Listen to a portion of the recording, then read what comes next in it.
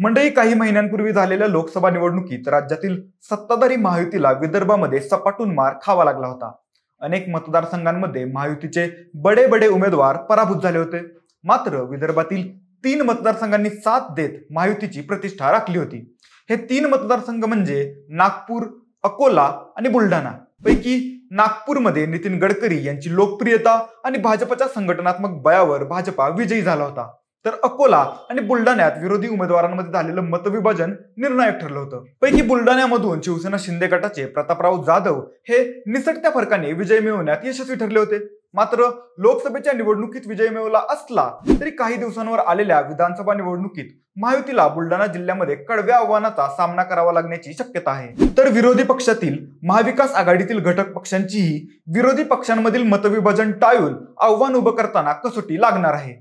त्या पार्श्वभूमीवर आज आपण आगामी विधानसभा निवडणुकीत बुलढाणा जिल्ह्यातील विधानसभा मतदारसंघांमधून संभाव्य आमदार म्हणून कोण निवडून येऊ शकतात, येथे कुणाचं पारडं जड आहे आणि कोण पिछाडीवर पडू शकतात याचा आढावा घेऊयात. नमस्कार, मी ऋतुराज आणि तुम्हाला तर माहिती आहे आपला विषयच भारी. बुलढाणा जिल्ह्यातील संभाव्य आमदारांवर नजर टाकण्यापूर्वी आपण येथील विद्यमान आमदार आणि पक्षीय बलाबल पाहूयात. बुलढाणा जिल्ह्यात विधानसभेचे मलकापूर, बुलढाणा, चिखली, सिंदखेड राजा, मेहकर, खामगाव आणि जळगाव जामोद असे एकूण 7 मतदारसंघ आहेत. त्यापैकी 6 मतदारसंघांचा बुलढाणा लोकसभा मतदारसंघामध्ये तर एका मतदारसंघाचा रावेर लोकसभा मतदारसंघात समावेश होतो.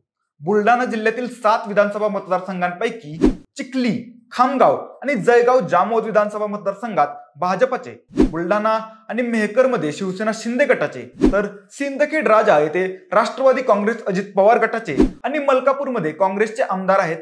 एकूणच सद्यस्थितीत येथील 7 पैकी 6 मतदारसंघांवर सत्ताधारी महायुतीचं वर्चस्व दिसून येतं. मात्र लोकसभा निवडणुकीनंतर येथील बरीच समीकरणं बदलली आहेत. तसेच त्यांचा परिणाम येथील निकालांवर होणारच आहे. लोकसभा निवडणुकीत बुलढाणा जिल्ह्यातील 7 पैकी मलकापूर, खामगाव आणि जळगाव जामोद या 3 विधानसभा मतदारसंघांमध्ये महायुतीला आघाडी मिळाली होती. तर बुलढाणा, चिखली आणि मेहकर येथे महाविकास आघाडीच्या उमेदवाराला आघाडी मिळाली होती. धक्कादायक म्हणजे महायुती आणि महाविकास आघाडी यांच्यासाठी अत्यंत प्रतिष्ठेच्या असलेल्या सिंदखेड राजा विधानसभा मतदारसंघात अपक्ष रविकांत तुपकर यांनी दणदणीत आघाडी घेतली होती. त्यामुळे आगामी विधानसभा निवडणुकीतही बुलढाणा जिल्ह्यात अटीतटीच्या लढती रंगण्याची शक्यता आहे. या पार्श्वभूमीवर आपण आता बुलढाणा जिल्ह्यातील विधानसभा मतदारसंघांचा सविस्तर आढावा घेऊयात. बुलढाणा जिल्ह्यातील पहिला विधानसभा मतदारसंघ आहे तो म्हणजे मलकापूर. मलकापूरमध्ये काँग्रेसचे राजेश एकाडे हे विद्यमान आमदार आहेत. भाजपचं वर्चस्व असलेल्या या मतदारसंघात 2019 मध्ये राजेश एकाडे यांनी भाजपच्या चैनसुख संचेती यांचा 14,384 मतांनी पराभव केला होता. तत्पूर्वी सलग 4 वेळा या मतदारसंघातून भाजपने विजय मिळवला होता. दरम्यान नुकत्याच झालेल्या लोकसभा निवडणुकीत मलकापूरमध्ये महायुतीला आघाडी मिळाली होती. त्यामुळे यावेळी येथील समीकरणं बदललेली दिसत आहेत. तसेच येथून भाजपचा उमेदवार विजयी होऊ शकतो. आता मलकापूरमध्ये भाजपा पुन्हा एकदा चैनसुख संचेती यांना उमेदवारी देतो की नव्या चेहऱ्याला संधी दिली जाते हे पाहणं औत्सुक्याचं ठरणार आहे. पुढे बुलढाणा जिल्ह्यातील दुसरा विधानसभा मतदारसंघ आहे तो म्हणजे बुलढाणा. बुलढाण्यामध्ये शिवसेना शिंदे गटाचे संजय गायकवाड हे विद्यमान आमदार आहेत. संजय गायकवाड यांनी 2019च्या विधानसभा निवडणुकीत वंचितच्या विजयराज शिंदे यांचा 26,075 मतांनी पराभव केला होता. मात्र नुकत्याच झालेल्या लोकसभा निवडणुकीत या मतदारसंघातून ठाकरे गटाला 2,000 मतांची आघाडी मिळाली होती. त्यामुळे संजय गायकवाड यांच्यासाठी ही लढत अवघड आहे.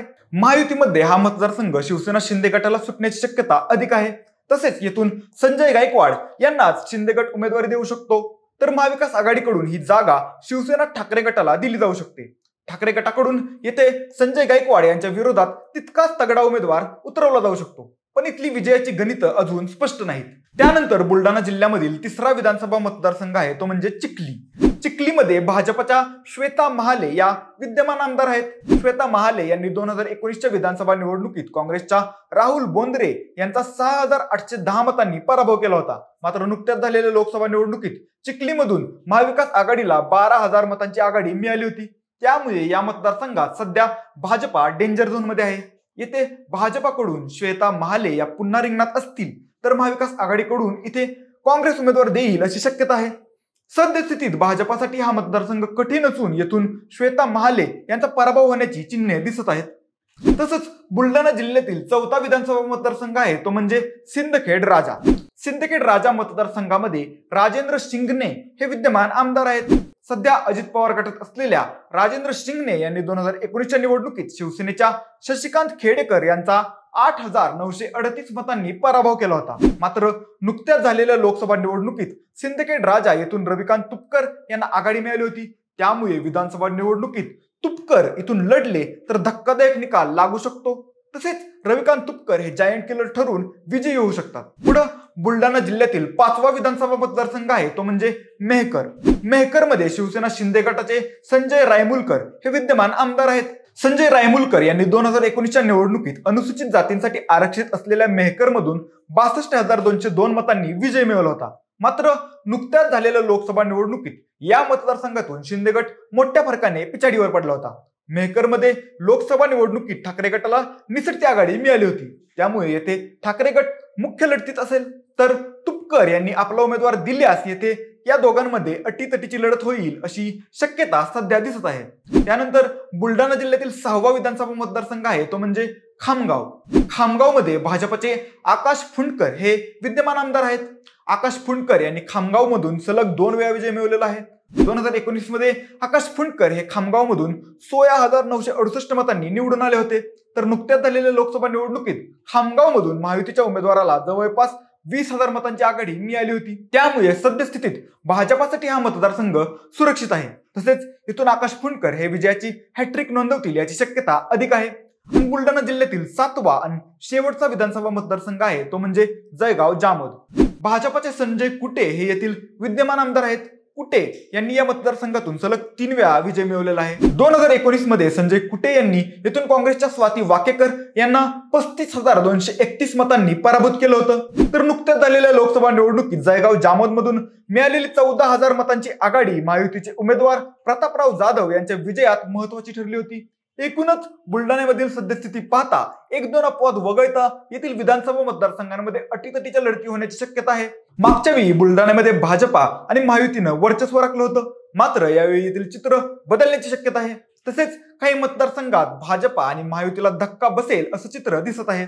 आता बुलढाण्यामधील 7 मतदारसंघातील पुढील आमदार कोण असू शकतात याबाबतचा तुमचा अंदाज तुम्ही आम्हाला कमेंटच्या माध्यमातून अवश्य कळवा. जर हा व्हिडिओ आवडला असेल तर लाईक आणि शेअर करा. सोबतच आपल्या विषयच भारी या YouTube चॅनलला सबस्क्राईब करायला विसरू नका. धन्यवाद.